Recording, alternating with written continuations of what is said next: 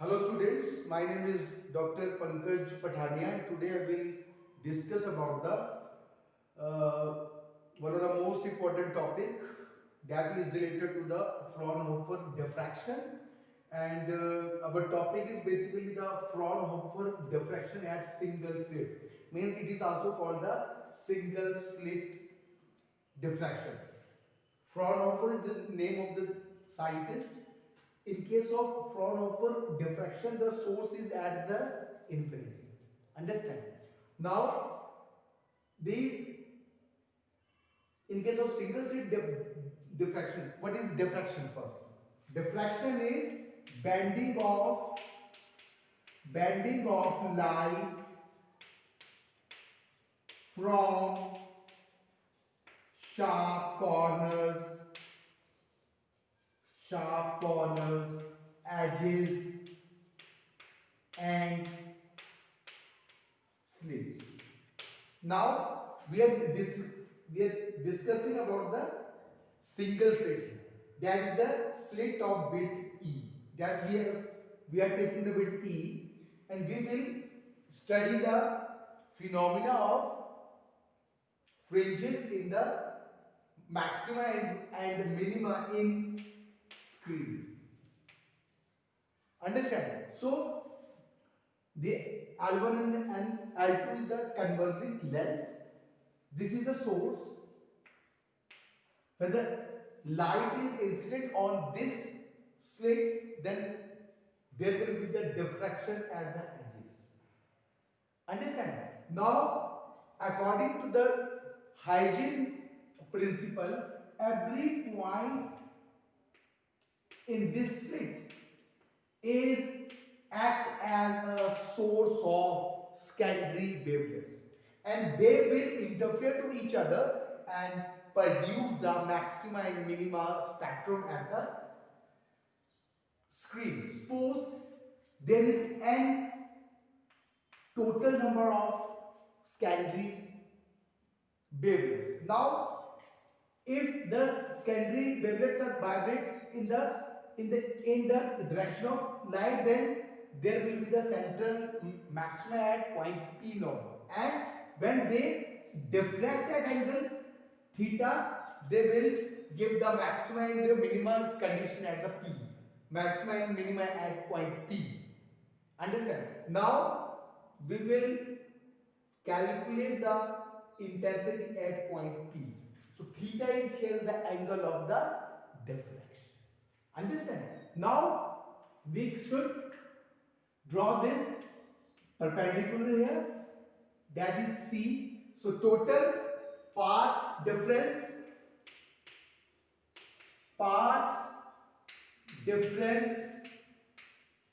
or phase difference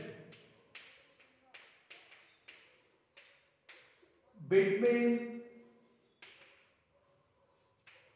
two ray diffracted from A and B. What is that? That will be 2 pi by lambda. That is, you can say that from this triangle the total path difference is BC is equal to AB sin theta. Total path difference between these two rays, 1 and this is 2, that is basically BC.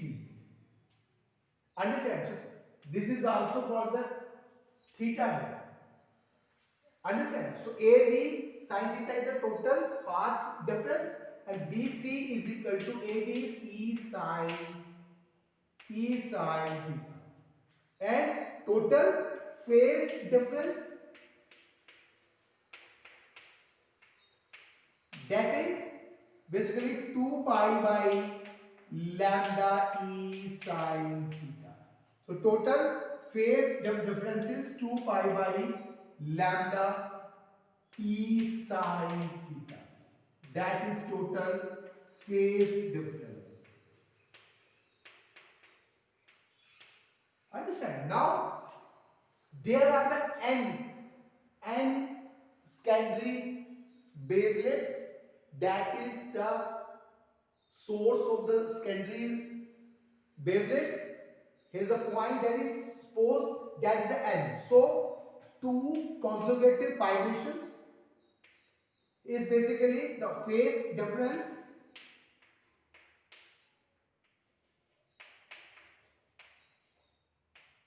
that is 1 upon n 2 pi by lambda E sine theta.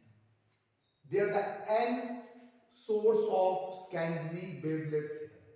So the difference between two consecutive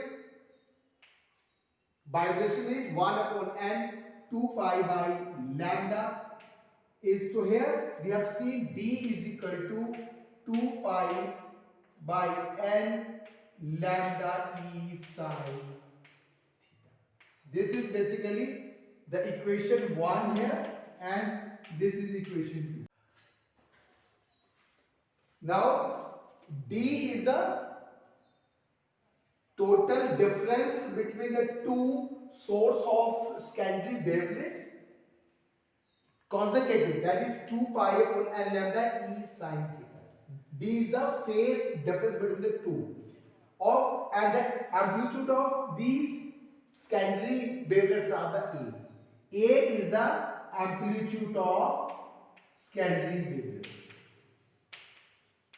Now we have seen that by using law of vector addition theorem. So law of vector addition theorem, if there are the n vectors that are vibrate, or you can, that is just with the phase difference between these two is D. So according to parallelogram law, vector addition theorem, the resultant of n vibration is n source of secondary wavelets, each will be the constant phase difference B, and that form the your parallelograms like this polygon, sorry, that is the polygon, and R is the resultant of these secondary wavelets at this screen. We are going to calculate at point P. Understand? Now we are going to calculate the resultant. So according to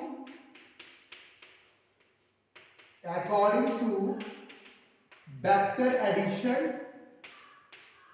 addition theorem, total resultant is A sine and D by 2 upon sine D by 2. Understand? So this is the resultant of n source of vibration, or the source of the secondary wavelets. N vibrations are here in between A and the B. So total resultant, that is equation number 3.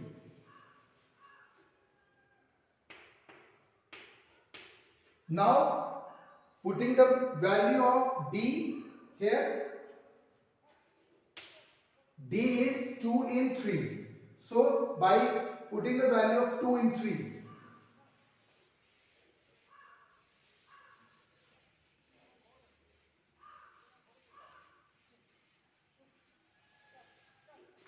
so putting the value of, that is R is equal to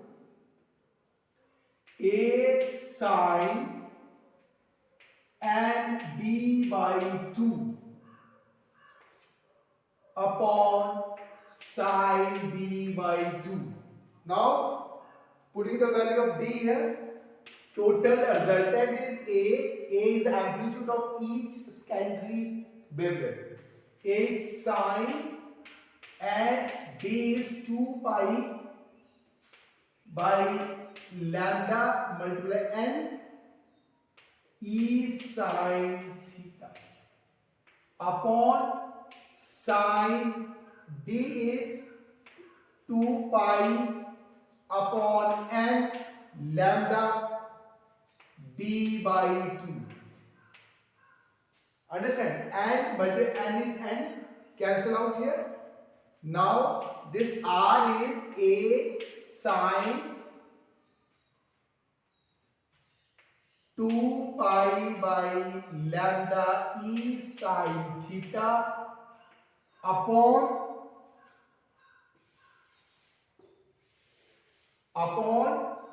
sine pi. D is 2 pi e sine theta. D is 2 pi by lambda e sine theta. Understand? Now this basically cancel out 2. Here is basically pi e sine theta by lambda.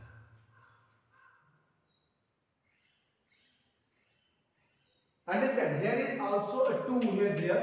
Here is 2. So cancel out these 2 also. So the total resultant is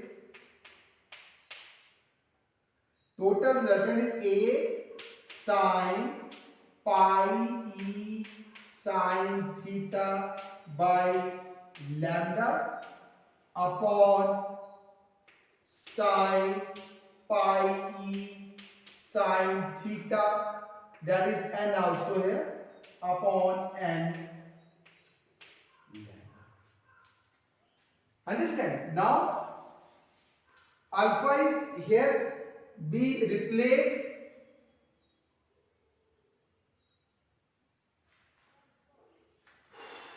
गलत हो गया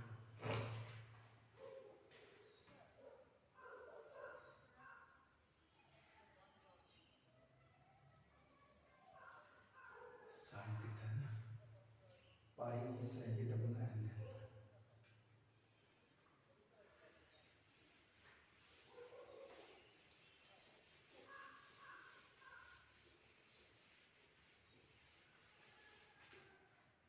Now putting now the resultant of the n scanty derivatives a is the amplitude sine and d upon 2 and d by 2. Now put the value from the equation 2.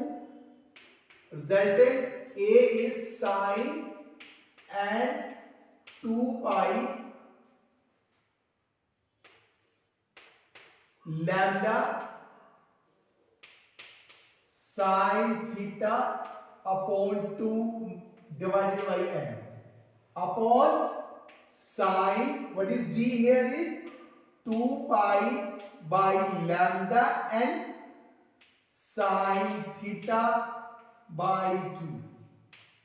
That is basically a sine, cancel out n, 2 and 2 by 2, that is pi sine theta by lambda here upon sine pi sine theta upon n lambda.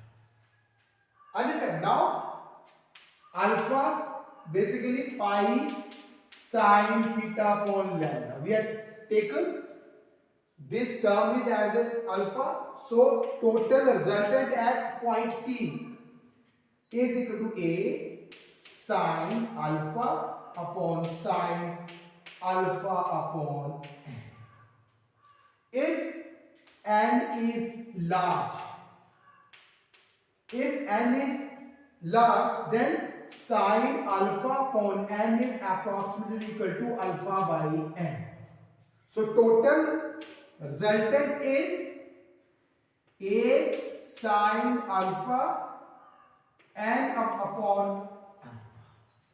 This is a total. So here we have sent n multiplied by alpha. That is basically we have taken a sine alpha upon the alpha.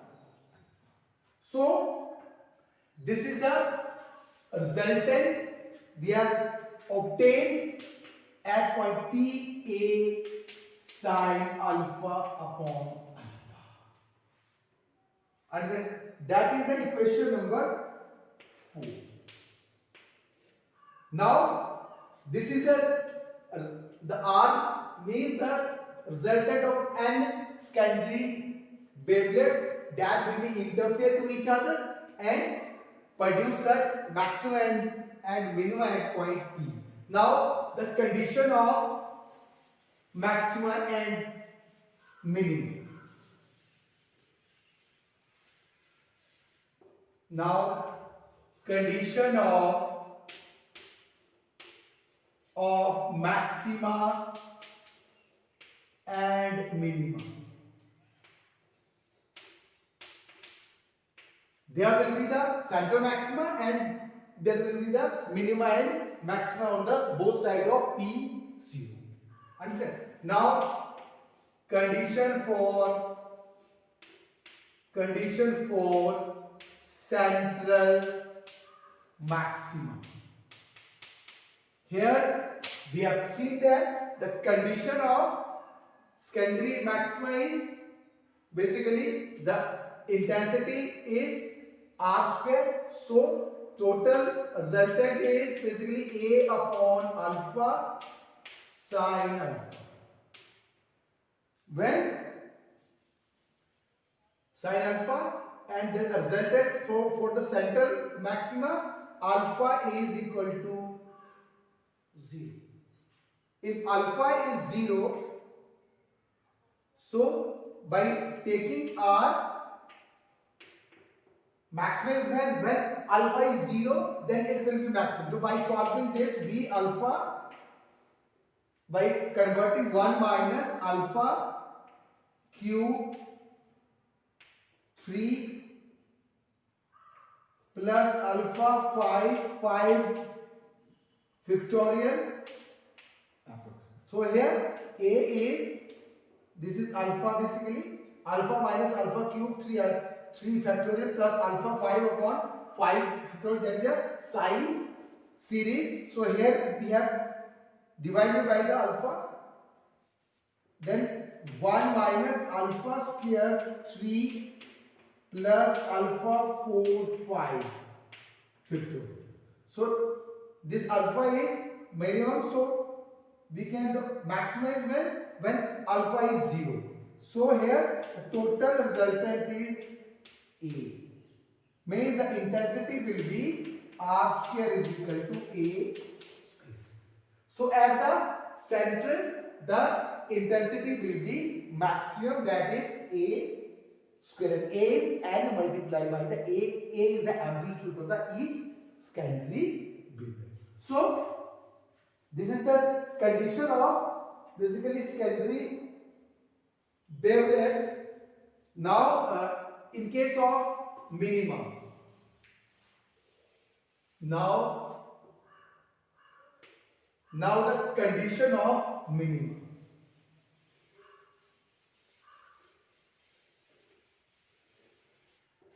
Now condition of minimum. Condition minimum. When this resultant will be minimum, when equation 4 means R is A sin alpha upon alpha is minimum. So when sin alpha is equal to 0. But alpha is not equal to 0 because that is the condition. If alpha is 0 means that is the condition of the central maximum. So sin alpha is 0 and alpha is plus minus n pi. And n is 1, 2, 3. It is not 0 because for the 0 that is the condition of the central maximum. So this will be the condition of the minimum. Alpha is pi e sin theta upon lambda, that is plus minus n pi. Understand? So E sin theta is equal to plus minus n lambda. This is the condition of minimum. Understand? Here we have plot. This is the maxima at P0 and this is the condition of minimum. Now there will be also the secondary maxima between these consecutive minima.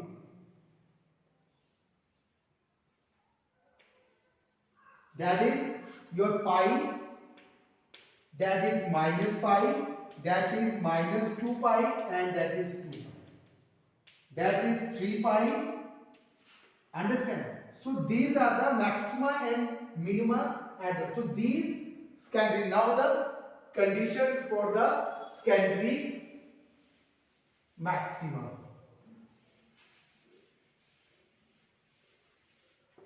Now the third is condition of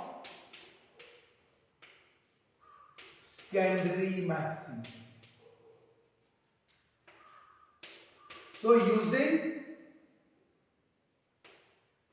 the calculus, intensity is basically r square a square sine alpha upon alpha.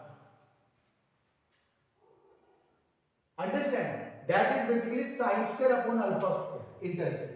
And using the calculation bi upon b alpha is equal to 0. Understand? Then this will be the condition for the maxima, and here d upon d alpha, the a square sine square alpha upon alpha. Here by this is a square 2 sine alpha upon alpha, and alpha cos alpha minus sine alpha upon alpha square. Nothing, we have just differentiated it because sine alpha is not equal to 0, because this is the condition minima and alpha is not equal to 0. Understand? So that is equal to 0. So here in this equation sine alpha is 0, that is the condition minima. Alpha is 0, that is the condition of the central maxima. So the remaining 0 portion is a square. A is not equal to 0. So our equation alpha cos alpha minus sine alpha is equal to 0. Understand? So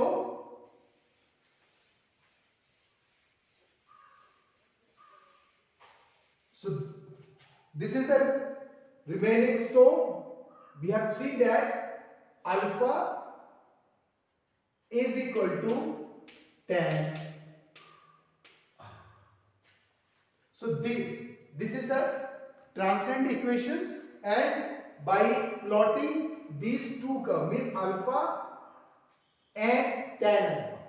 If we plot alpha and tan alpha, that is if this is the alpha and this is tan alpha. Understand? By plotting these two, this is the bi is equal to alpha and this is bi is equal to tan alpha. These are the transcend equations, and if we plot these two equations, then by the value of this is a straight line. Understand? So the intersection of these two curves, one is line and the other is a curve, that will give the point of the secondary.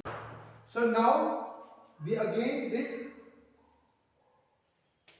we have seen that there are the two transcend equations. When we plot the graph between these two transcend equation, by is equal to alpha and the tan alpha, it is like that. That is the at pi by 2, this will be at infinite. At 3 pi by 2, this curve will be the infinite. Understand? And this is the minimum pi and the 2. So here we have seen that the point of intersection between these two transcend points is like here. 0 is not, because that is the condition of maximum. Understand? Now we have seen that the point of intersection is plus minus 3 pi by 2 plus minus 5 pi by 2 and plus minus 7 pi by 2. So here alpha is 2 and plus 1 plus minus 1 pi by 2. So this is the condition of the secondary maxima here. This is pi, that is 3 pi by 2 and 5 pi by 2, and this is minus 3 pi by 2 and that is minus 3 pi by 2. So these are the condition of maxima and minima in the screen. Thank you very much.